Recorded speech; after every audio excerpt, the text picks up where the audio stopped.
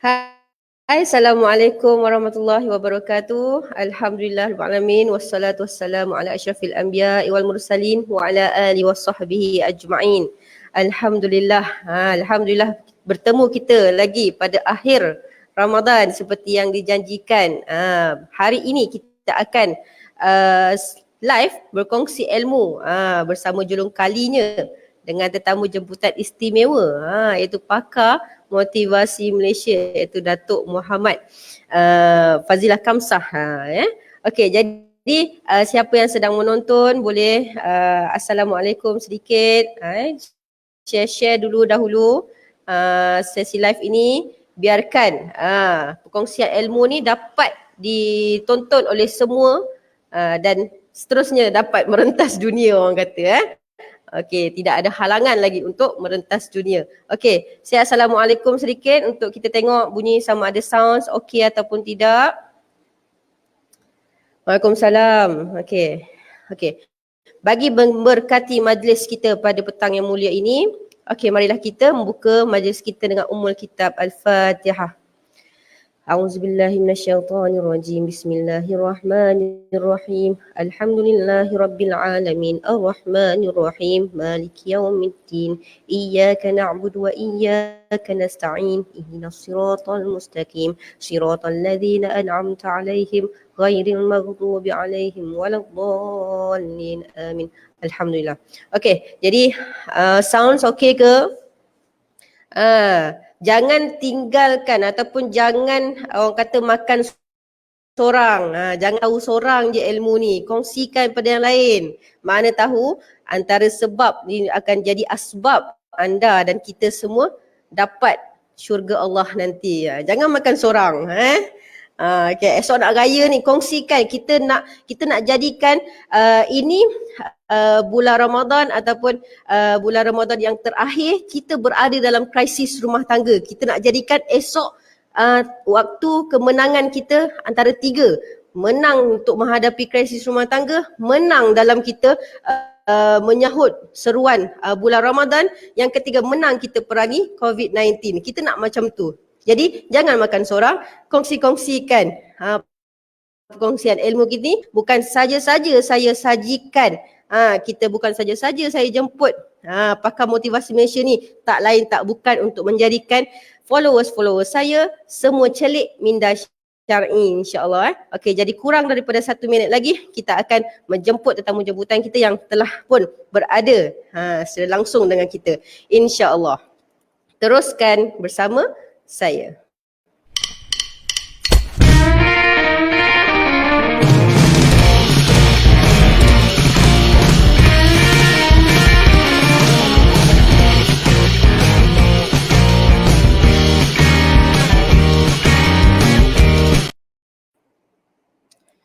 Okey, Assalamualaikum warahmatullahi wabarakatuh, Datuk. Waalaikumsalam warahmatullahi wabarakatuh. Alhamdulillah. Okey, alhamdulillah. Datuk sihat, Datuk? Syukur, alhamdulillah sihat. Alhamdulillah. Ni akhir Ramadan. Terima kasih banyak Datuk kerana sudi orang kata mencemaduli dalam page kerdil saya ini untuk berkongsi dengan rakyat Marhain seperti saya. Datuk? Terima kasih. Okay. Syukur tanya dengan asbab hari ini kita dapat bersama. Alhamdulillah. Alhamdulillah, insyaAllah.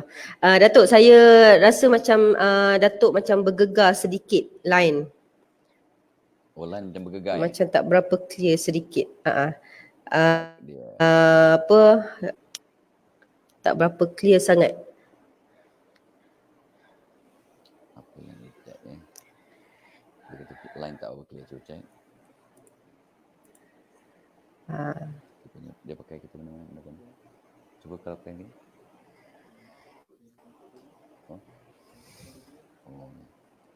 Dia masalah line tu masalah yang sentiasa mencemburui orang-orang yang nak live ni. Itulah kadang-kadang gitu. Okey, Datuk. Okay, tak apalah, kita teruskan insyaAllah. Okey, Datuk, kita dah berada di ambang-ambang nak menyambut bulan Syawal yang mulia ni, Datuk. Jadi saya sukalah saya nak Datuk mengupas dengan lebih lanjut. Orang kata dalam tempoh PKP, sebelum tempoh PKP dah ada masalah krisis rumah tangga. Kena pula PKP bertambah-tambah pula. Mana yang ambil daripada sudut positif tu, insyaAllah dia akan jadi positif. Tapi mana yang tak boleh dah positif tu, dia akan jadi lebih parah Datuk. Lepas tu kena pula time bulan puasa pula. Bulan puasa pula PKP lagi, dah lah tengah haus, lapar, dahaga semua. PKP pula lagi. Jadi lagi bertambah-tambah. Jadi saya rasa Allah takdirkan saya dengan Datuk live pada petang ini, akhir Ramadan ni, untuk memang orang kata nak menjadikan satu benda yang baru esok hari. Untuk Datuk kupas dengan lebih lanjut. Boleh Datuk Datuk? InsyaAllah, insyaAllah. InsyaAllah. Okey, jadi Datuk, kita teruskan bagi menyemakkan masa, kita teruskan dengan soalan pertama kita Datuk. Peranan suami dan isteri setelah akad nikah. Kita pergi kepada awal-awal dahulu Datuk. Apa dia Datuk? Okey, soalan ni besar ni. Ya, dan biasanya orang yang baru kahwin ni dia akan pergi kursus perkahwinan, dan ini yang akan diterangkan oleh ustaz-ustaz atau ustazah asatizah ya, tentang peranan ya. Ini sangat-sangat penting, peranan suami isteri bila sudah aku terima nikahnya. Itu memang satu jawatan baru yang sangat-sangat besar, baik suami maupun isteri. Tapi ini satu nikmat, satu anugerah. Sebab semua kena ingat bahawa bukan semua orang dapat diijab kabulkan ya. Semua orang nak berumah tangga, semua orang nak ada pasangan, tapi tak semua yang dapat diijab kabulkan. Jadi satu anugerah. So peranan suami memang jelas ada ketara sangat beratlah ya. Selalu kita diingatkan ya, ar-rijalu qawwamuna 'alan nisa ya, kita ni laki-laki Allah cipta untuk membimbing, memimpin orang perempuan. Justru suami bila dah ijab kabul tu, maka tanggungjawab suami tu amat-amat berat, sebab nak membimbing isteri untuk selamat bahagia di dunia, selamat bahagia di kubur dan di akhirat. Masya-Allah. Itu tanggungjawab yang sangat besar dan sangat berat. Jadi orang kalau betul-betul tahu tanggungjawab sebagai seorang suami, dia takut nak berumah tangga segera dengan tanpa persediaan yang rapi. Itu satulah ya.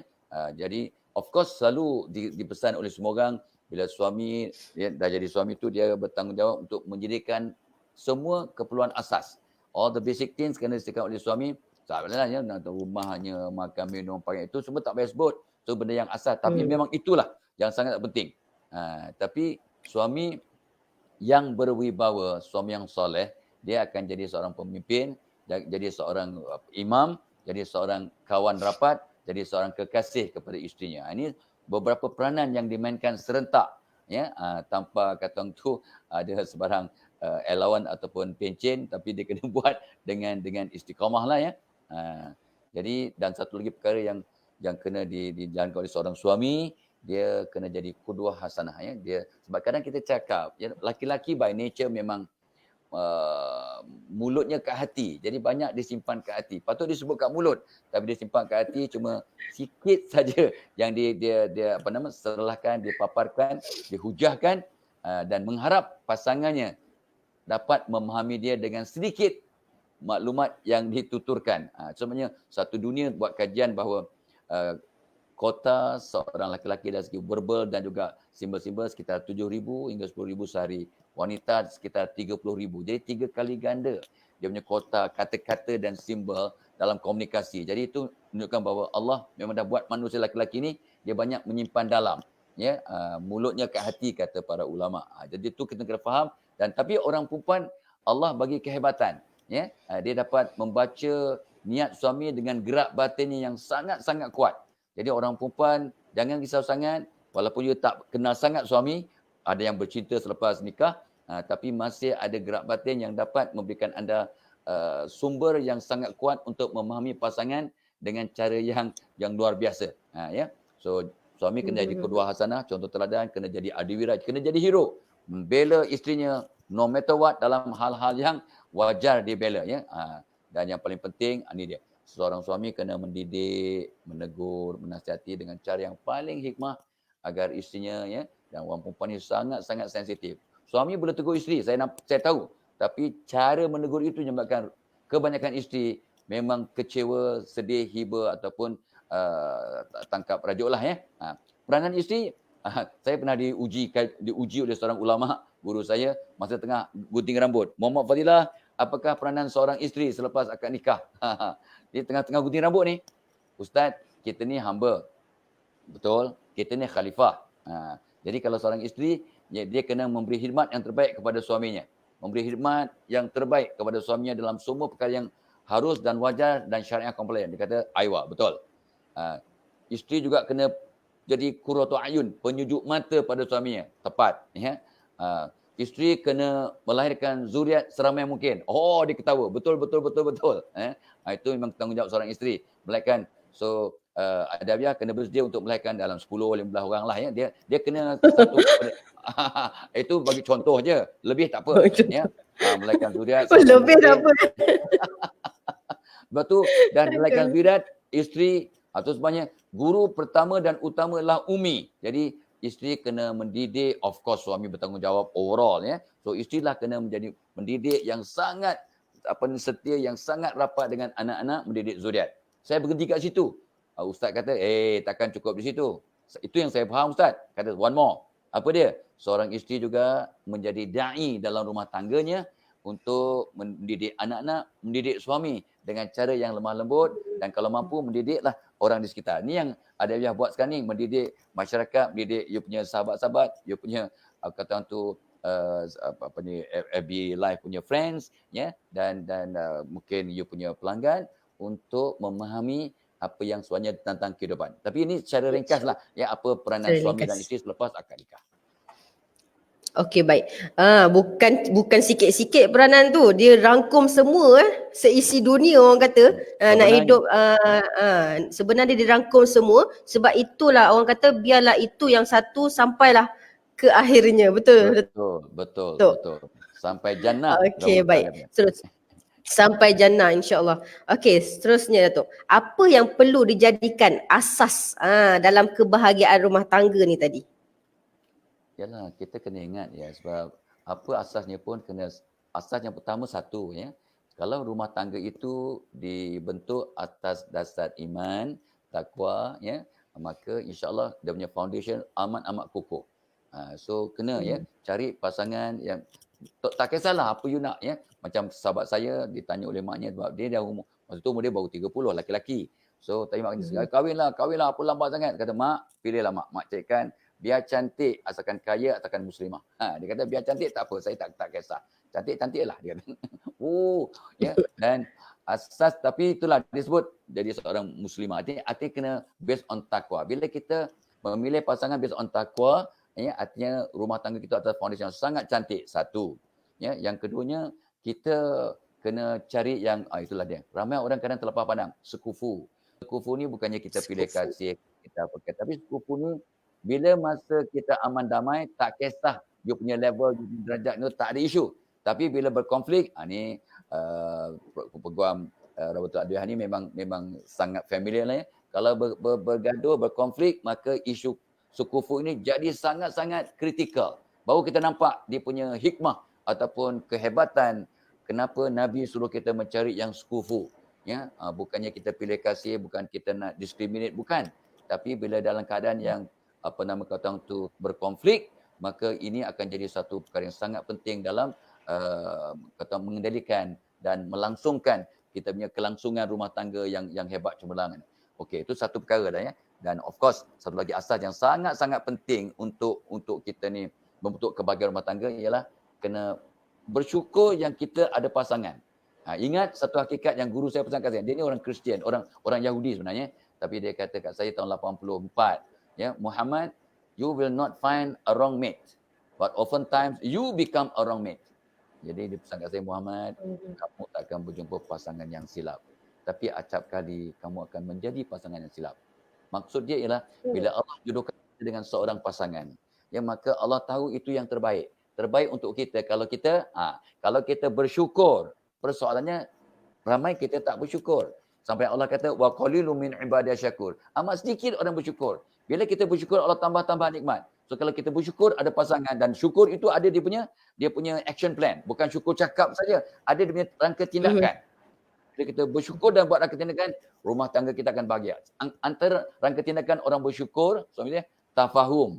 Dia ada 10 T lah. Ya, tafahum, belajar faham memahami. walaupun tak terucap, faham memahami. Takarum, hormat menghormati ya, takarum kita karim ya, hormat menghormati ya. Apa tu? Tasamuh, toleransi, tolak ansur, berlapang dada. Tabasum, senyum and senyum and senyum. Masuk rumah dengan senyuman. Barang siapa masuk rumah dengan senyuman, dengan basmalah dan surah Ikhlas, sabda Nabi, rumah tangga tidak akan kemiskinan rumah tangga itu dan jiran-jirannya. Tak ada kemiskinan. Tak miskin harta, tak miskin kasih sayang, tak miskin iman, tak miskin toleransi. Ya. So tabasum. Tala'ub, gurau senda. Ya, bergurau-gurau, buat lawak bodoh. Ya, geletik-geletik. Ini tala'ub. Tawadu, kena rendah diri, jangan sombong. Suami jangan sombong, isteri jangan sombong. Lepas tu, kena taradi, meredai. Accept your spouse as he or she is lah. Ya, kita dah terima dia, maka terima seadanya. Dengan seluruhnya. Dia dengan masa lepasnya, masa sekarangnya, dengan keluarganya, dengan adik-beradiknya, kita kena terima seadanya. Taradi. Lepas tu, ta'awun. Tolong menolong. Ya. Itu yang kerjasama. Ya. Lepas tu, of course, bertakwa. Balik pada takwa. Perintah Allah kita. Barang siapa merapatkan diri dengan Allah, Allah akan rapatkan diri kita dengan pasangan dan semua orang. Takwa. Dan akhirnya barulah tawakal kepada Allah, berserah. Ya, selepas kita membuat semua dan bersyukur semua tu, kita berserah dengan sebenar-benar penyerahan, insya-Allah rumah tangga kita atas landasan yang kukuh untuk bahagia duniawi dan ukhrawi. Wallah. Okey. 10 T yang perlu dijadikan asas dalam kebahagiaan rumah tangga. Saya kena tengok balik ni live ni. Kena catat betul-betul ni. Okey Datuk. Okey. Okey, seterusnya bila kita dah tahu asas dia tu. Okey. Bila tahu asas ada 10 T, semua tu dah tahu. Tapi bagaimana nak wujudkan sifat kasih sayang antara satu sama lain? Dah tahu dah, tapi bagaimana nak wujudkan? Itu ni tadi prinsipnya, sekarang ni adanya action plan ya, rangka tindakan. Aha. Smart move, orang kata sekarang smart move ya, langkah-langkah Ya. bijak ya. Jadi of course lah ya, bila kita nak bentuk kasih sayang, saya dah sebut tadi tu, yang saya sebut tadi tu saya ulang balik. Bila kita rapatkan hubungan kita dengan Allah, maka Allah rapatkan hubungan kita dengan pasangan dan semua orang dalam dunia. So, tolong ya semua orang, dan itu sebabnya saya suka Ramadan ni. Ramadan ni bulan untuk kita hisap diri, ya, kita mentarbiahkan nafsu dan sebagainya. Jadi kita akan jadi orang yang mudah-mudahanlah ya jaga solat dengan sempurna, sebab as-solatu imaduddin. Dan ikut pengalaman saya mengkaunsel mungkin dah 20,000 pasangan sejak tahun 77 ya sampai baru-baru ni. So saya dapati 97% konflik rumah tangga yang saya kendalikan sebagai kaunselor yang melibatkan pasangan yang suami atau isteri atau kedua-duanya tak jaga solat. Sebenarnya solat itu sangat-sangat kritikal. Jadi orang jaga solat insyaAllah. Sampai kita selalu dapat maklumat yang viral ya. Barang siapa memperbagi solatnya, dia memperbagi keseluruhan hidupnya. Termasuklah hubungan rumah suami dia. Satu. Itu. Yang keduanya itulah, kita kena doa banyak-banyak lah. Doa banyak-banyak. Ya, doa untuk kasih sayang. Doa untuk kata untuk bahagia. Doa. Lepas solat, doa. Doa. Malahan guru saya pesan kat saya, bila kamu teringat isteri, teringat keluarga, kat mana atas kapal terbang, terus angkat tangan, doa. Sebab waktu itulah Allah nak makbulkan doa kita. So bila tergerak untuk berdoa, so doa. Doa dalam bahasa Jawa Allah faham, bahasa Inggeris Allah faham, bahasa Tamil Allah. So kan jangan kata doa apa? Apa nak doa? Saya bukannya pandai doa bahasa Arab. Doalah minta. Tapi saya galakkan semua orang, because pengalaman saya mengkaunsul ribu-ribu kes tu. Jadi antara doa yang mudah untuk kita amalkan ialah Google ya. Saya dah buka internet, doa pembuka 12 pintu. Doa ini akan buka semua pintu kehebatan, termasuk pintu kasih sayang, pintu jodoh, pintu rezeki, pintu ilmu, pintu keberkatan, pintu keampunan, pintu syurga ya. Jadi doa pembuka 12 pintu sebagai satu wahana untuk membentuk keluarga yang benar-benar bahagia. Ya, satu. Ya, yang kedua, ramai orang bila saya mengkaunsul pasangan yang bergaduh, mereka sebenarnya walaupun dah kahwin 5 tahun, 10 tahun, tak berapa kenal akan pasangannya. So kenali pasangan dalam bentuk yang sekarang. Bukan masa bercinta, bukan masa bertunang, bukan masa dulu masa muda-muda, tapi masa sekarang. Sebab manusia berubah, ada evolusi, ada metamorfosis. Jadi kita kena fahami pasangan kita. Sebenarnya bila saya nak bercakap dengan Dr. Adel, saya tanya dia anak nombor berapa. Sebab anak sulung biasanya manja, anak nombor 2 independen dan biasanya tegas, ya, dan normally ekstrim. Kalau pandai, ekstra pandai, kalau ngok, ekstra ngok. So dia memang so itu. Lepas tu kebetulan ni the only girl. Jadi dia memang bertanggungjawab. Biasanya anak nombor 2 dia memang Allah jadikan dia independen. Ya, bertanggungjawab. Ya, biasanya menyerlah dalam yang positif insya-Allah. Saya tahu. Sebab itu dia kata muka dia muka mak, dan ikut kajian saya 95% orang yang muka mak akan ikut perangai mak, sifat mak, hobi mak, selera mak, penyakit mak. Dan biasanya kalau kita muka mak, kita akan sayang kat mak tapi susah nak ngam. Sebab macam magnet, positif dia datang. Tu bila Dabiah kata tadi, ini kata betul lah tu. Dia betul dengan kita punya kata orang tu trend ataupun dia kebiasaan. Semua manusia berbeza. Tapi pengalaman menjaga kita bahawa ada trend ataupun tendensi yang kita boleh gunakan sebagai panduan. Jadi kena fahami pasangan. Kebanyakan pasangan kita yang lahir bulan ganjil suka sendirian. Allah punya kuasa. Balik pada Allah ya. Kebanyakan pasangan kita yang lahir bulan genap, ni bulan genap masih lah 2, 4, 6, 8, 10, 12. Kajian saya, mereka mudah berkawan, suka berkawan dan agak outdoor lah comparatively. In general, ianya betul, in general. Tapi semua orang berbeza sebab ni Allah punya kuasa. Itu satu perkara. Kenali pasangan. Lepas tu untuk membahagikan rumah tangga, jangan kata orang tu meremehkan kepentingan sentuhan. Ni masalah PJJ ni kena selalu kena qada lah, bila bertemu kena qada. Kena qada. Yang faham tak faham aku tak boleh nak ngajar lah ya. So, sentuhan important because sentuhan ini satu terapi. Touching is therapy.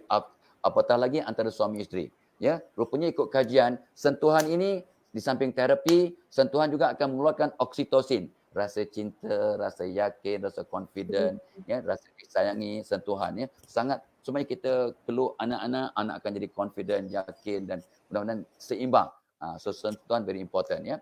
So boleh menyatakan malahan ikut satu kajian kat negara barat, dia kata pasangan suami isteri yang berpelukan selama 10 saat setiap pagi sebelum pergi kerja, dan kadang di luar PKP lah ya. So dengan izin Allah, nyawa suami akan bertambah panjang 5 tahun by hugging your wife for 10 seconds every morning.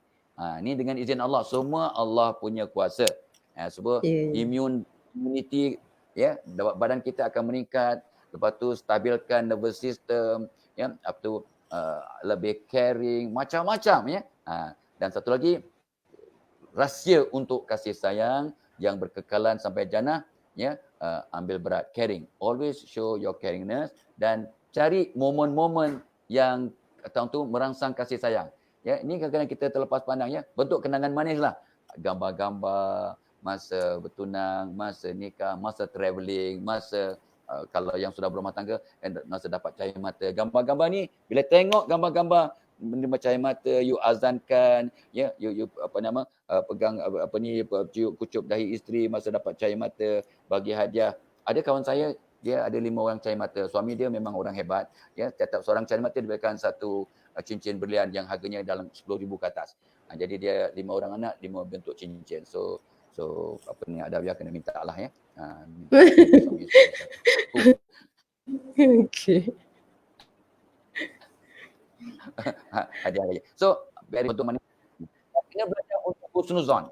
Kena, of course kita kena waspada, kena kata tu berat, bukannya curiga ya, tapi waspada. Orang Islam disuruh husnuzon, bersangka baik, tapi waspada, okey, jangan alah dah kahwin kan, tahulah kan, lama-lama kan cantik lah, bahagia. No. Rumah tangga, kebahagiaan kena dipupuk, kena dibaja, kena ditingkatkan dengan usaha, dengan ilmu, dengan doa, dengan kesungguhan. Ya, sangka baik, lepas tu belajar untuk berkomunikasi, tak tahu buat lawak, belajar untuk buat lawak. Ya, kalau tak tahu kita belajar daripada YouTube macam mana nak buat lawak kepada isteri aku. Lawak bodoh pun bodoh lah, asalkan dia senyum. Ya, dating sekali-sekala. Ya, suami isteri ni dating sekali-sekala. Lepas tu, solat berjamaah merapatkan hubungan. Kalau dapatnya cantik. Makan berjamaah, makan bersama. Dan make sure pasangan kita jadi cermin. Meaning, kita kena dengan tulus ikhlas, dengan hikmah, tegur pasangan kita kalau tak betul. Tapi untuk menegur pasangan, ikut nasihat doktor. Ya. Doktor kalau nak injek kita, gosok dengan alkohol. Gosok, baru injek. So untuk tegur pasangan, puji, gosok tu puji ya. Puji, injek, tegur. Puji, tegur. InsyaAllah kita akan dapat terima. Ya. Ya, nak tegur masakannya. Ya, yang sambal ni cantik, yang sedap, nasi fantastic. Ya, yang ini bagus, sayur bagus. Yang ini air basuh tangan yang bukan bang, itu tom yum. Oh, tom yum. Nampak dia banyak sangat. Ni basuh tangan. Kita puji baru tegur. Jadi isteri pun seronok, ya. Tapi ramai suami atau isteri yang bagus dia nampak tapi tak sebut. Bila buruk ya, ataupun tak bagus terus tegur. Jadi ini yang kita jadi sentap, ya. Seolah nothing is good about me, nothing is right about me. Tak ada benda yang betul. Seolah-olah padahal banyak yang betul.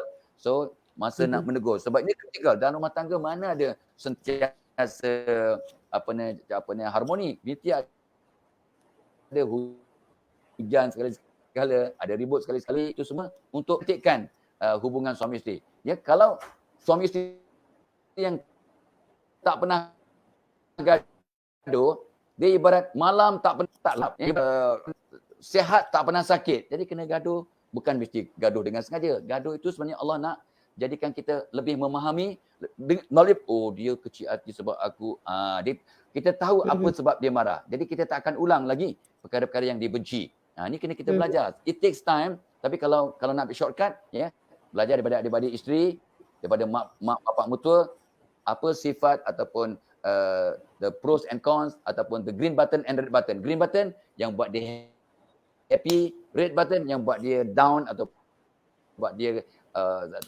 kecil hati. Kita kena faham. Jadi inilah antara perkara yang kita boleh lakukan, tapi sebenarnya tiap-tiap orang ni ada dia punya keunikan, maka kita kena ubah suai. Apa yang saya sebut ni mungkin relevan, mungkin tidak relevan. Tapi ni dia. Tidak akan rugi orang bermesyuarat, kita akan menyesalkan istiqarah. Jadi saya minta semua orang yang sudah berumah tangga, tiap-tiap malam selepas Isyak, ni tonight is the last night lah, ya. Kita mungkin malam ni dah Lailatul Jaizah, ya, malam hari raya. Doa malam ni sangat mustajab, ya.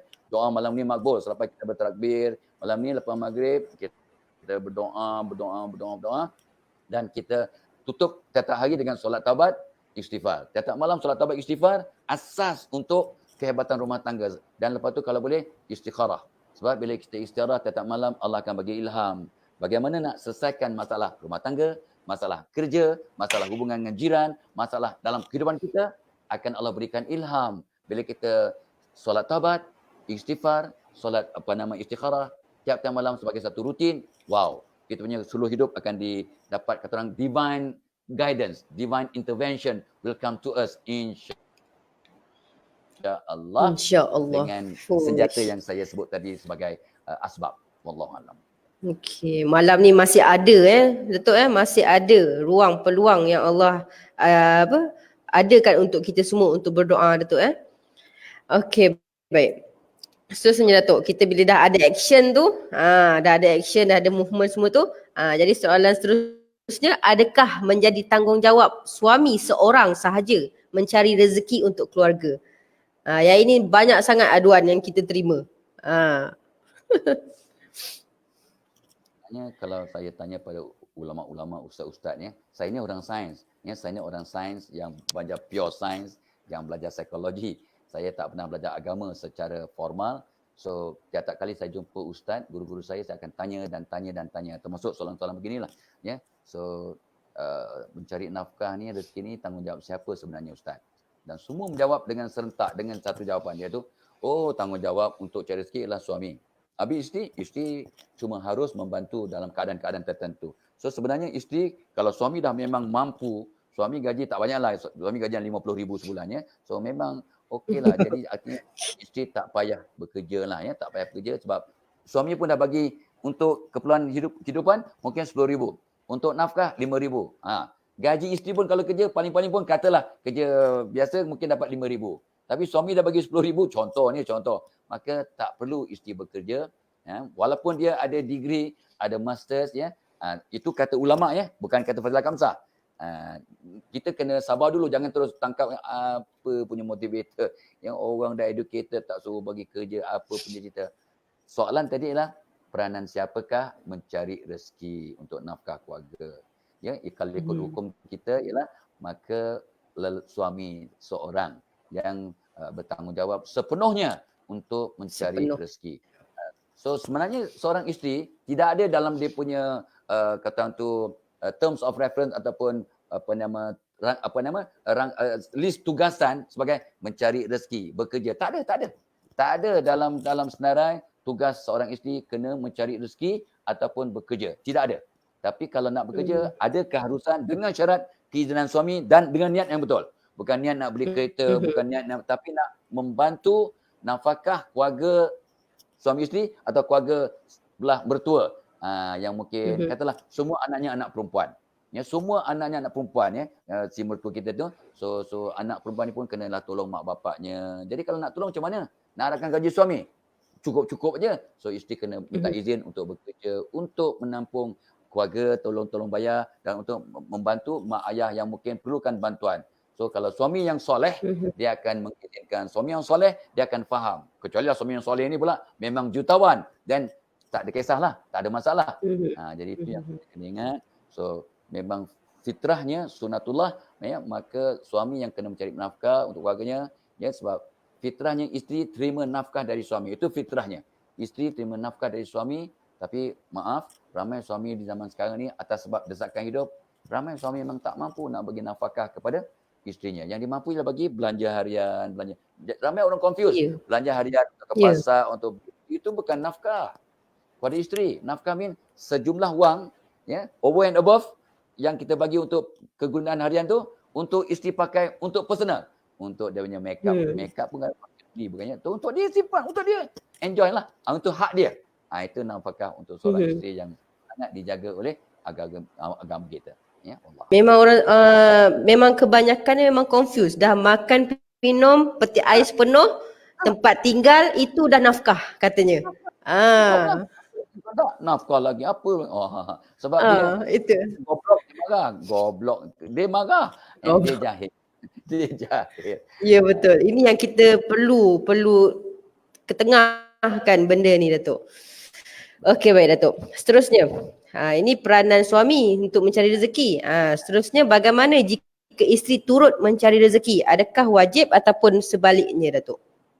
Memanglah seperti kita sebut tadi tu, memang tak ada isu wajib lah ya. Tidak ada isu wajib bila untuk isteri keluar negeri, kecuali dalam kes tertentu suami maaf ya, kebetulan pula accident, paralyzed ataupun tidak boleh bekerja, maka dia timbullah pula kewajiban ya seorang isteri ya untuk mungkin ya, kecuali lah kalau adik-beradik suami itu memang orang yang loaded, semua boleh bantu, boleh support, cerita lain. Jadi isteri masih tak wajib untuk keluar mencari rezeki dan nafkah ya, tak perlu. Tapi kalau memang keluarga semua ngam-ngam cukup-cukup aja, so suami pula tak boleh bekerja, maka isteri pun bolehlah ya semuanya memberi khidmat, membantu dan pahala sangat besar untuk mencari rezeki untuk keluarganya sebab suami dah tak mampu. Kalau suami mampu sehat tapi isterinya berkelusan tinggi, ya, ni ramai juga berlaku ni dekat Malaysia ni. Ya, isterinya gaji besar, katalah 10,000. Suaminya kalau kerja pun gaji 2,000. Dan anak pula 2-3 orang. Jadi suami isteri pakat, okeylah abang duduk kat rumah, jaga budak-budak ni, saya kerja. Sebab kalau abang kerja pun kita nak bagi hantar anak ke tempat nursery ke apa ke semua lebih dari 2,000 pun. Baik abang duduk kat rumah. Ini sebenarnya satu arrangement yang salah. Sangat-sangat salah. Walaupun suka sama suka. Sebab laki-laki yang sehat dan mampu bekerja, dia jadi dayus kalau tidak bekerja. Walaupun dia bekerja kat rumah sebagai sura rumah, ya, jaga baby, buat laundry, hantar anak ke tuition. Memang benda yang baik. Tapi itu bukan tanggungjawab suami. Dalam konteks ini, mencari rezeki itu wajib. Ya, kalau tidak kita jatuh dayus. Itu yang saya faham daripada guru-guru saya ajar. Ya, so kena ingat. Jadi isteri memang ada kewajaran, keharusan untuk membantu bila suami tak mampu atau rumah tangga tu tak cukup, memang berbelanja ngam-ngam aja, tapi sebab atas cinta sama cinta, maka tak apalah, saya tak pilih harta, saya pilih cinta, maka suaminya memang tak mampu. Ini isu sekufu tadi, ya. Jadi isteri pun kenalah bantu untuk menampung keperluan keluarga, ada keharusan dan dapat pahala insya-Allah, dan dengan syarat sama redha, dan jangan sampai tengok saya kerja gini-gini, awak gini-gini, ni jadi dah mula sombong, dah sibuk nak meminta hak masing-masing sebab see, I have equal rights as you because I am not earning also. I am equal as you. Udah. Jadi sudah. Ini jadi konflik sebab asasnya dah tak betul. Jadi isteri boleh bekerja untuk membantu nafkah keluarga. Jadi atas keperluan, maka memang cantik, memang wajar, memang kalau digalakkanlah dan juga membantu mak bapak bertua dan sebagainya, cantiklah. Ya, dengan syaratnya kita sama-sama redha, niatnya betul dan cara buat kerja betul. Niat tidak menghalalkan cara. Niatnya betul, caranya betul, hasilnya baik, tafadhal. Ya. Tafadhal. Okey, itulah biasanya memang isteri ni memang fokus utama ni nak meringankan beban suami ni tadi. Tapi disalah faham bila dah lama-lama dia dah jadi wajib pula isteri ni kena bayar itu, bayar ini. Itu yang kebiasaan kita terima Betul. kes-kes macam tu. Betul. Kan? Awak ada gaji. Okey. Tolonglah bayar. Awak ada gaji. Dulu kata rumah you bayar. Kenapa sekarang tak boleh? Jadi dia macam isu macam tu juga tu. Awak dah ada gaji. Tak apa. Saya nak keluarkan nafkah. Saya nak bagi nafkah. Awak dah ada gaji. Ya. Itu yang kebiasaan berlaku. Jadi bila dah jadi macam ni, kena pula daripada awal tak payah kerja lah kalau macam tu. Sebab ending ni kita dah tahu dah. Okey, betul. Okey, seterusnya Datuk. Jika berlaku kegoncangan rumah tangga yang mana berpunca dari suami, contoh suami curang, tak beri nafkah batin akibat masalah batin, culas nafkah isteri anak-anak, contohnya apa yang perlu suami atau isteri itu lakukan? Wow, so ini berat lah ni. Ini hakim syar'i dan peguam syar'i yang kena jawab tu ni. Ya, so jika konflik rumah tangga menyebabkan, okeylah kita ambil satu-satu ya. So kes suami yang curang ataupun dia tak dapat memenuhi keperluan nafkah batin sebab dia ada masalah dan sebagainya. So pertamanya ialah kalau salah suami kena betulkan dirilah dulu.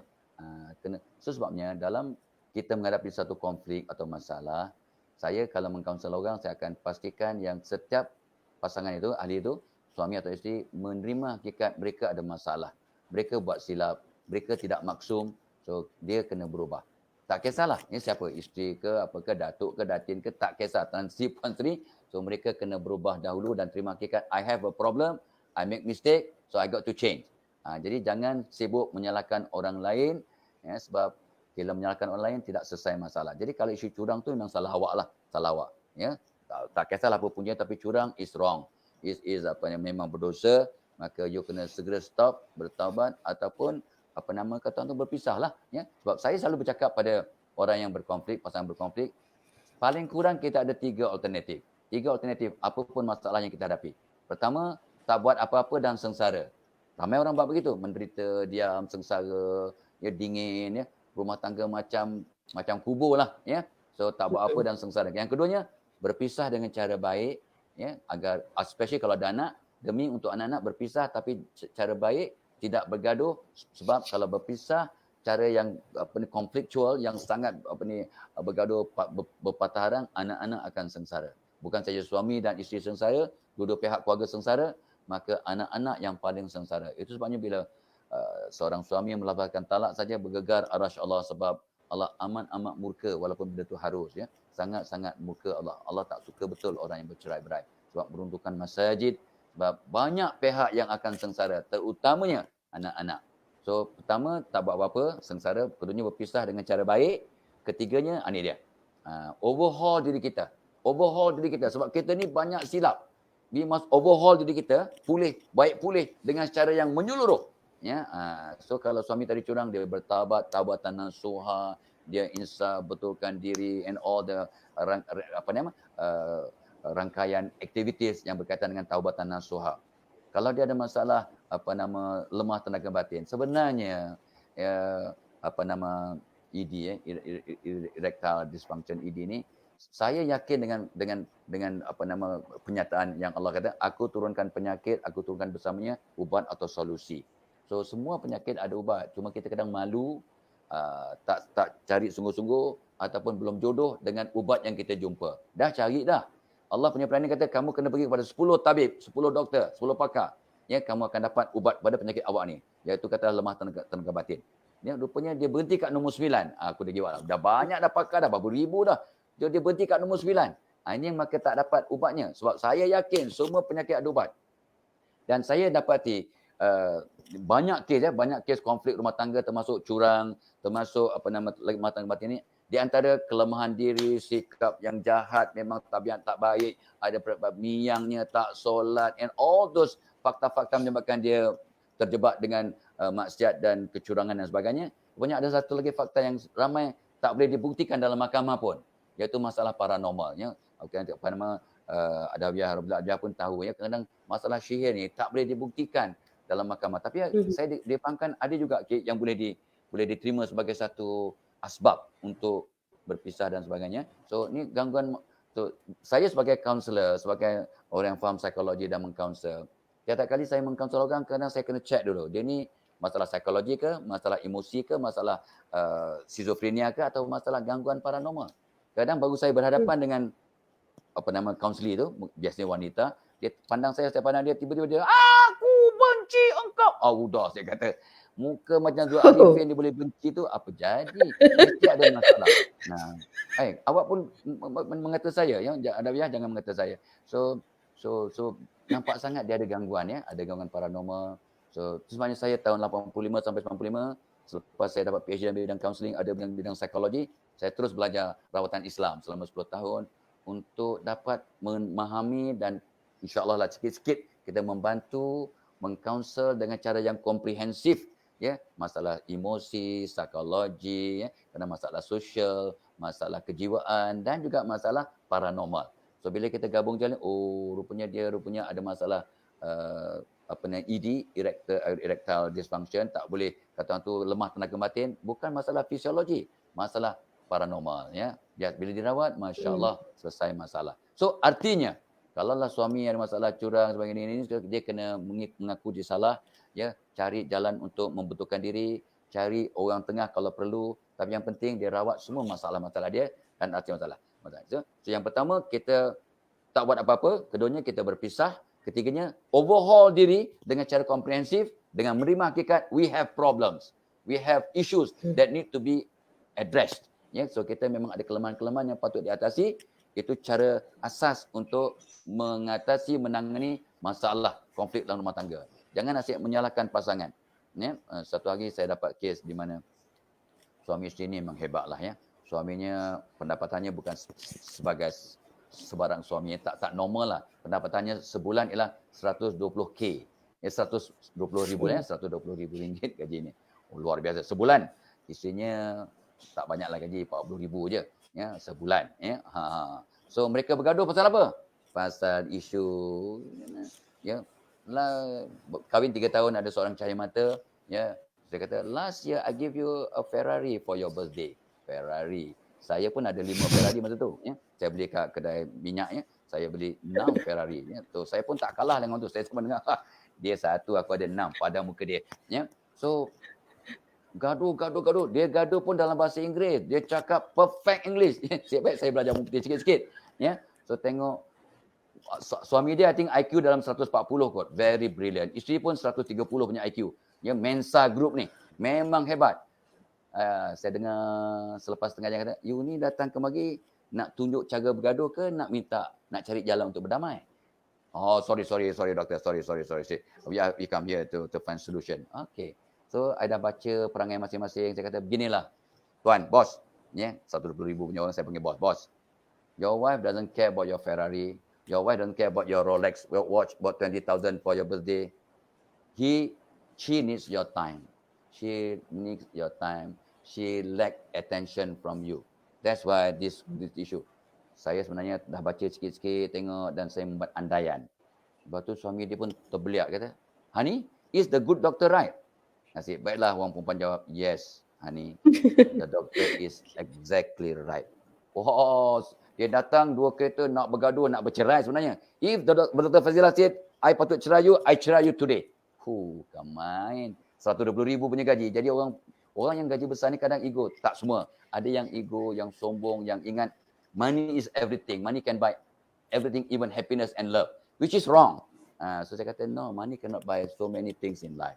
Your health cannot be bought by your money, your happiness, your peace of mind. So saya kata sentuh isteri, buat kasih sayang, pamerkan kasih sayang, fokus on your baby. You have only one child so far. So bila suami pula menangis. Suami menangis, dia tak nampak. Dia punya sebab dia daripada keluarga yang bapa buat cari rezeki je, mak yang jaga everything. Dia ikut model bapa dia, which is wrong lah dalam konteks yang sekarang. So itulah, bila ada berlaku soal masalah, kita kena terima hakikat, kita ada masalah dan sebagainya.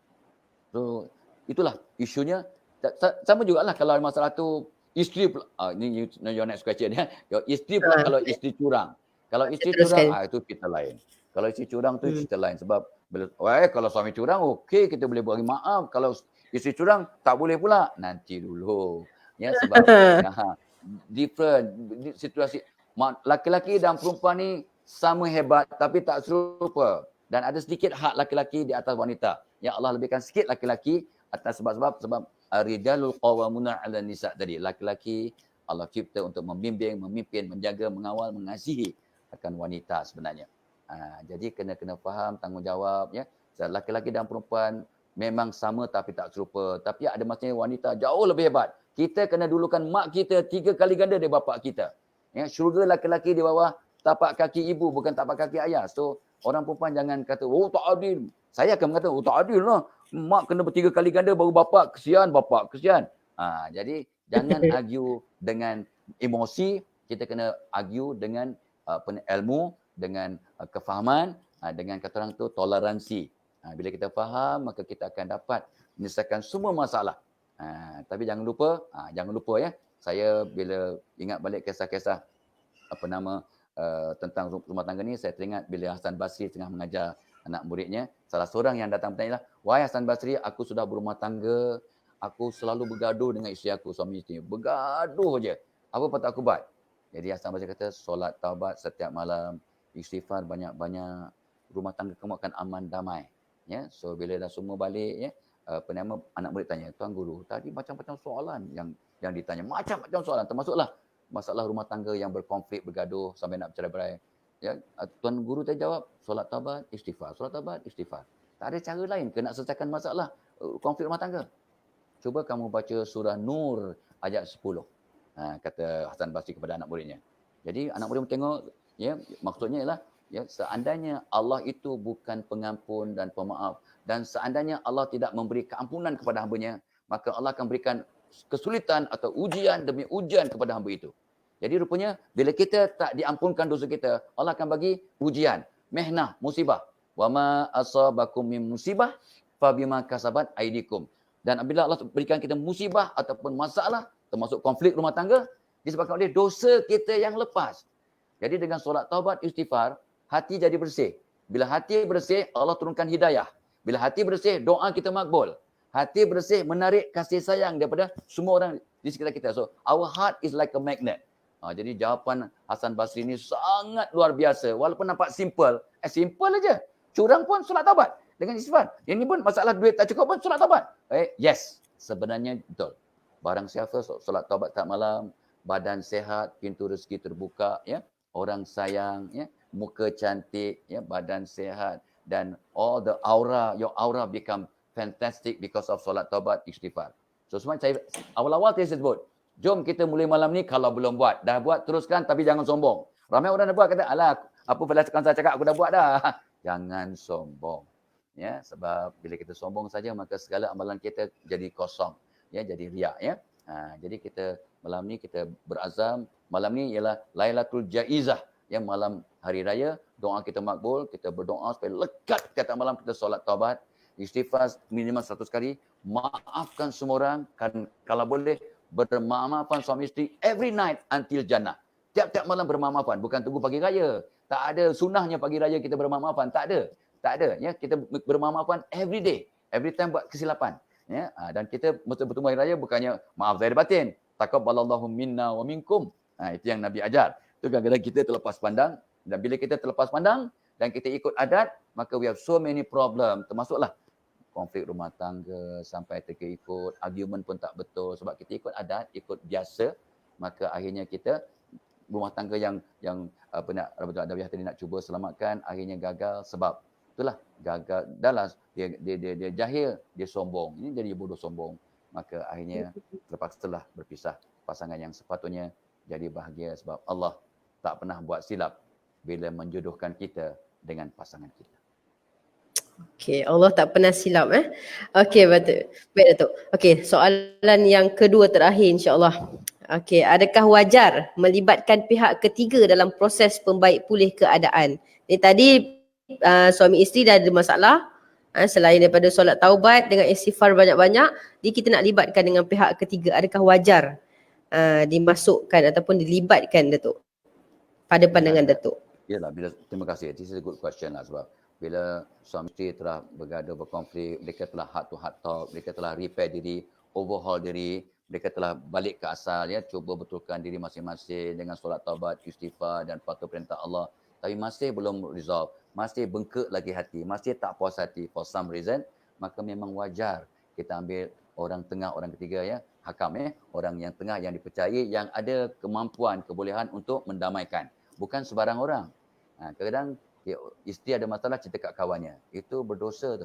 Kalau masalah rumah tangga kita ceritakan kat kawan, bukan nak minta nasihat, sekadar nak lepaskan tension, itu jadi mengumpat akan suami, dosa besar sebenarnya. Ni ramai berlaku. Bila saya tegur, saya bukannya nak mengumpat, saya nak release my tension. Kalau tidak, saya nanti lagi stres. Saya nak release tension pada Allah, release tension pada kaunselor, release tension pada orang ketiga, orang tengah yang jadi ni proses suluh, ya. So ada orang untuk kata tu jadi mediator. Dan mediator ni orang yang faham, yang dihormati, dimuliakan oleh dua-dua pihak. Suami respect, isteri pun respect, dan dia dianggap memang adil, maka dia bolehlah jadi orang tengah. Sebab kekadang ni dia, ya, bila suami isteri berkonflik, dengan datang orang ketiga sebagai hakam tu, maka Allah akan turunkan hidayah dan solusi yang cantik yang tak akan turun tanpa kewujudan orang tengah untuk jadi mediator tadi. Itu kehebatan bermusyawarat ataupun mediator tadi tu. Allah akan bagikan solusi. Jadi artinya memang wajar, tapi pemilihan orang ketiga itu sangat-sangat kritikal. Ya, tapi biasanya kalau dicadangkan oleh pihak pejabat agama atau oleh hakim syar'i atau peguam syar'i, biasanya orang yang berwibawa, yang mampu untuk membantu sebagai orang tengah kepada dua suami isteri yang sedang bertelagah. Okey, baik. Jadi itu orang tengah, hakam ataupun mediator. Tapi kalau kita katakan, apakah ahli keluarga perlu campur tangan dalam urusan ini? Dalam fokus untuk membaik pulih. Wah, ini pun because bila saya buat kajian, apakah antara punca perceraian, di samping nombor satu, ingkar perintah Allah. Yang kedua, perkahwinan yang tidak dapat restu ibu bapa. Ini memang biasanya pergi kepada kehancuran. Jangan kahwin kalau tak dapat restu ibu bapa. Kalau misalnya kahwin lari, ya, mak tak restu, tapi make sure lepas dah kahwin, cari jalan untuk memujuk, cari jalan mak restu awak sebelum mak meninggal dunia. Kalau tidak, kita menempa petaka di dunia, apatah lagi di akhirat. Jadi tapi itulah antara punca-punca, di antara punca yang menyebabkan konflik rumah tangga ni ialah orang ketiga, ialah girlfriend boyfriend gelap, ya. Tapi ialah masuk campur keluarga. Masuk campur keluarga juga, kalau salah caranya, tak betul caranya dan salah orangnya, maka akan mengeruhkan situasi dan menyebabkan porak-peranda tadi lebih serius dan biasanya berakhir dengan perceraian. So, boleh tak ahli keluarga masuk campur? Seboleh-bolehnya tak boleh. Saya sebagai orang tua, ya, sebagai mertua, bila anak bergaduh, saya kata damaikan elok, istighfar banyak-banyak, patah balik, tolak ansur, ya, mengaku salah, ya, betulkan diri, ya, cuba sabar, ya, okay, cool time, ya, chill out, kata orang sekarang, ya. So, kalau tak boleh, okey. Kalau nak minta nasihat abah boleh, dengan syarat kamu kena bincang dengan isteri kamu, bersedia tak dia mendengar abah bagi nasihat. Itu pun kira orang ketiga dah masuk keluarga tu. So mak ayah mertua ni tak wajar masuk campur, kecuali bila keadaan mereka makin keruh dan agak serius. Tetapi kalau kes anak perempuan kita katalah dianiaya, ya, diugut ataupun dicederakan, itu mak bapak masuk campur segera, itu memang kewajiban, ya, itu cerita isu lain, ya. Tapi dalam isu biasa, patut tak ahli keluarga masuk campur? Itulah dia. Kalau ahli keluarga ni yang masuk campur orang yang ikut emosi, maka akan mengeruhkan situasi. Baik jangan.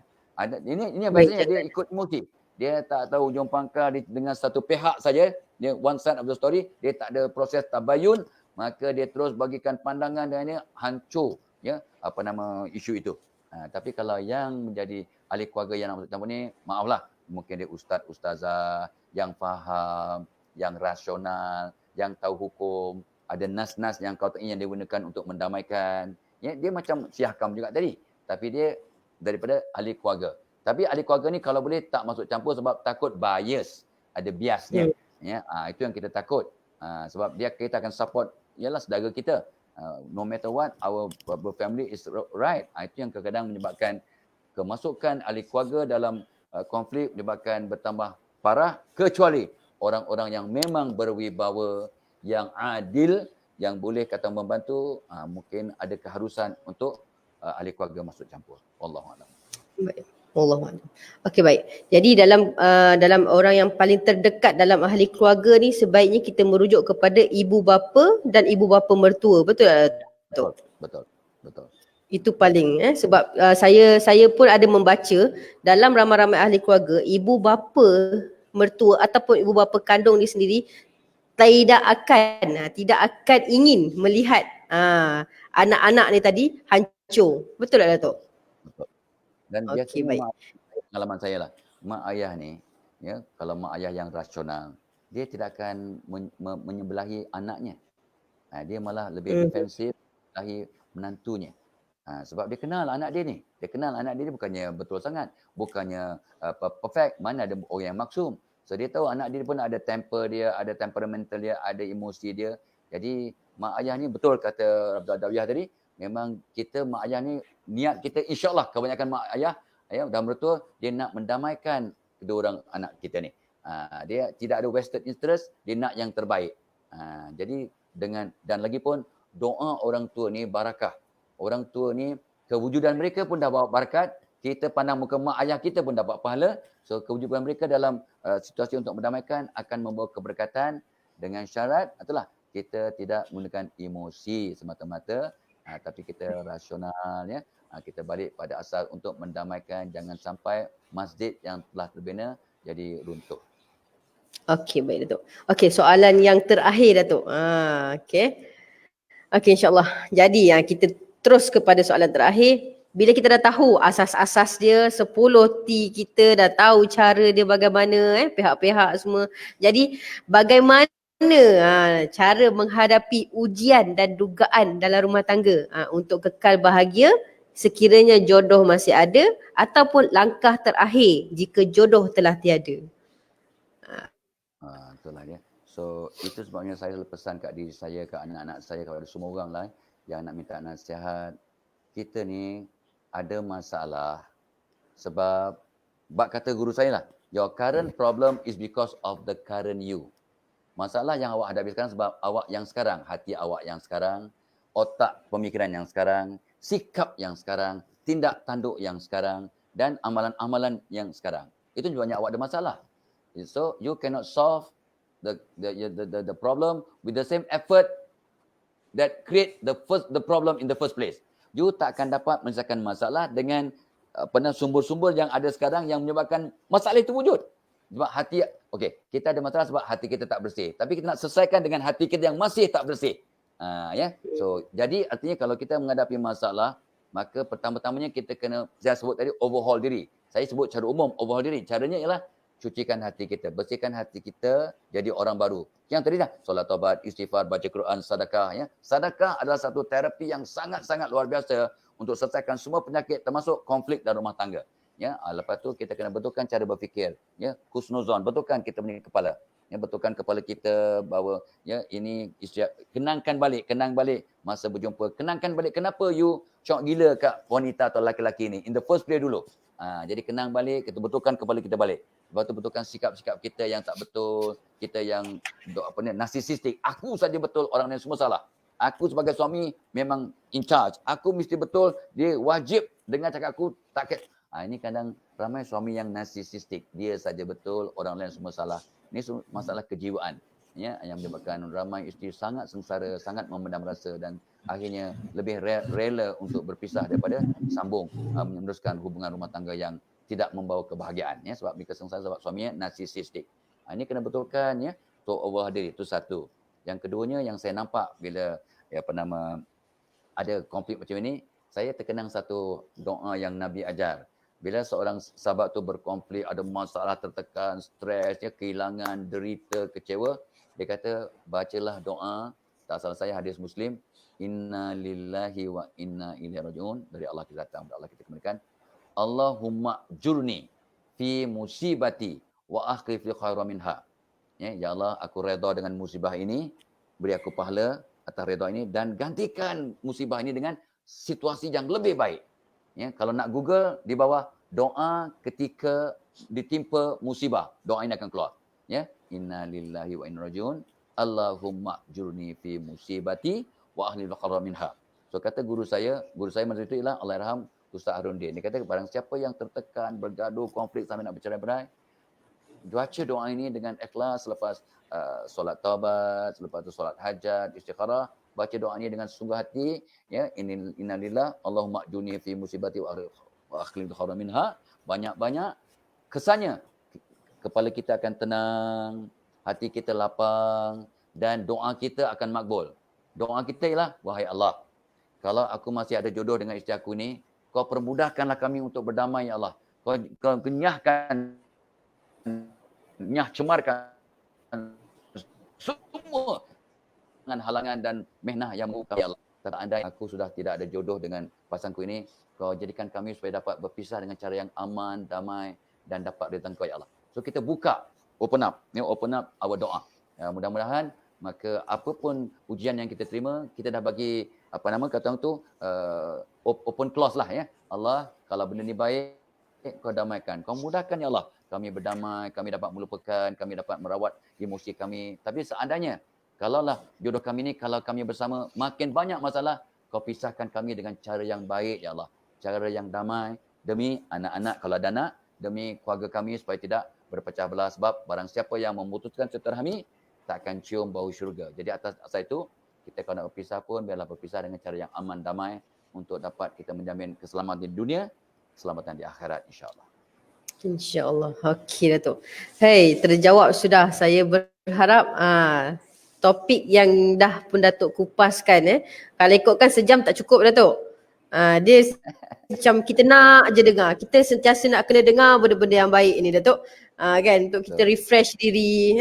Jadi itulah saya pun berharap yang sedang menonton dan ataupun yang akan menonton nanti dapat dijadikan pedoman ataupun ilmu input dalam diri untuk jadi seorang yang baru di hari yang esok, insya-Allah Datuk. Okey, jadi Datuk, segala semua soalan telah pun terjawab dan saya kiranya sedih juga nak mengakhirkan kata dengan Datuk ni. tapi soalan dah tak ada. InsyaAllah mungkin kita boleh jumpa di hari yang lain, insyaAllah Datuk, Datuk. InsyaAllah. Okey, jadi saya ucapkan jutaan terima kasih Datuk di atas perkongsian ilmu yang sangat-sangat tak tahu nak kata apa, speechless. Okey, jadi saya mendoakan Datuk agar sentiasa dikurniakan kesihatan yang berpanjangan, bahagia dunia akhirat Datuk, dan moga Datuk sentiasa kita dapat input daripada diri Datuk. Maknanya Datuk sentiasa menjadikan diri Datuk bermanfaat untuk orang lain. InsyaAllah itu juga yang saya akan cuba buat. Menjadikan diri sendiri bermanfaat untuk orang lain, insyaAllah Datuk. Jadi bertemu kita di hari yang lain lagi, insyaAllah, jika diizinkan Allah, insyaAllah. Jadi selamat Hari Raya Maaf Zahir dan Batin Datuk. Semoga baik-baik saja untuk kita semua. Amin, insyaAllah. Terima kasih Datuk. Doakan saya Datuk. InsyaAllah, amin. Sama-sama kita doa. Okey, Assalamualaikum warahmatullahi wabarakatuh. Waalaikumsalam warahmatullahi wabarakatuh. Okey, baik. Alhamdulillah. Okey, Alhamdulillah. Berjaya juga sesi perkongsian ilmu pada hari ini dengan tetamu jemputan istimewa. Berjaya juga. Saya ada rasa macam gerun juga sebenarnya, sebab kita takut ada masalah teknikal, sound, apa semua, kita takut ada gangguan seperti itu. Jadi alhamdulillah semuanya berjalan dengan lancar. Jadi diharapkan perkongsian yang dikongsikan oleh Datuk tadi dapat kita orang kata amalkan. Okey, tambahan pula kalaulah dalam bulan yang 30 hari selepas bulan Ramadan kita terlepas ataupun tidak, kita ambil sambil lewa. Jadi jadikan untuk malam ini, yang mana malam yang merupakan malam Lailatul Jaizah ni, kita jadikan malam yang kemuncak untuk kita berdoa, solat taubat, istighfar banyak-banyak. Moga-moga kita akan menjadi orang yang baru di hari yang esok. Macam yang saya kata awal tadi, kita harapkan 3 perkara. Pertama, kita mendapat kemenangan kerana berjaya menjalankan ibadah puasa di bulan Ramadan. Yang kedua, menjadi orang yang baru. Yang ketiga, berjaya perangi COVID-19. Kita nak 3 perkara ni di hari yang esok insya-Allah. Jadi apa-apa pun kita jangan menuding jari pada orang, kerana satu kita tuding jari pada orang, yang lain menuding jari pada diri kita. Jadi tariklah satu tadi ni, jangan kita nak tuding jari pada orang, kita tudinglah jari semuanya pada diri kita. Okey, jadi kita jadikan salah satu asbab, mungkin ada masalah rumah tangga ataupun masalah apa-apa sahaja, kita jadikan kita mulakan dahulu. Okey, kita mulakan dahulu untuk sesuatu yang perkara yang baik, macam Datuk kata tadi, solat taubat, istighfar setiap malam. Okey, jadikan 10 T asas. Saya pun kena tengok balik. Saya kena catat balik. Dan salah satu lagi boleh Google doa apa tadi? Di doa apa tadi? Saya ada catat tadi. Doa taubat. Boleh Google di mustajab doa apa tadi? Doa pembuka 12 pintu. Okay. Yang pertama overhaul, kedua baca doa. Yang mana boleh Google dekat doa ketika ditimpa musibah. Doa ketika ditimpa musibah, boleh Google ayat tu. Kita sama-sama amalkan. Bukan saya doakan anda semua, anda doakan saya juga. Dan juga penceramah Datuk Fazilah Kamsah tadi. Okey, jadi sama-samalah kita jaga diri, jaga kita, okey. Doa pembuka 12 pintu. Terima kasih Puan Nurzalia. Okey.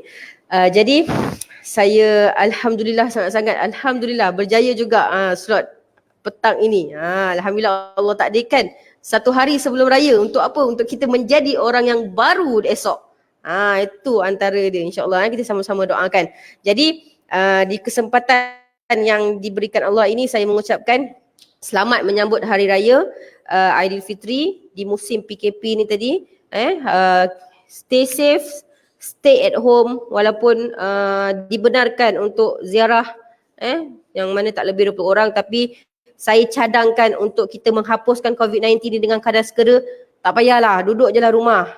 Itu lebih selamat, sebab kita tak tahu orang yang datang ataupun kita pula yang punca pembawa virus tu tadi. Kita tak nak. Kita nak segera COVID-19 ni dihapuskan. Kita tak nak. Duduk sajalah kat rumah. Itu yang paling-paling terbaik. Masaklah rendang ke masak apa, makanlah sendiri-sendiri kat rumah. Janganlah bawa-bawa tamu semua kita tak nak. Kita takut. Okay, jadi tak apalah, tahun ni kita tak beraya macam tu. Nanti kalau kita segera kita ambil tindakan untuk hapuskan COVID-19 ni, kita ada banyak lagi, ada lagi bilangan 30 hari lagi untuk kita beraya. Kita jangan cepat putus asa. Jangan kita nak ambilkan satu hari raya tu sangat-sangat untuk kita sebarkan lagi pula COVID-19 tu. Jangan. Saya nak saya dan keluarga saya dan keluarga anda semua bebas daripada COVID-19 supaya kita dapat hidup seperti mana biasa nanti, insya-Allah. Okey, jadi maaf zahir batin, selamat hari raya, maaf zahir batin daripada saya. Teruskan bersama-sama saya, insya-Allah, dan terus kongsikan. Jangan kita nak makan seorang, kongsikan ilmu ni pada orang lain juga, supaya kita antara salah satu asbab kita menuju ke syurga Allah, insya-Allah. Okey, jadi bertemu kita insya-Allah di hari yang akan datang di slot masih dalam perkongsian ilmu. Selamat Hari Raya, maaf zahir dan batin. Assalamualaikum warahmatullahi wabarakatuh.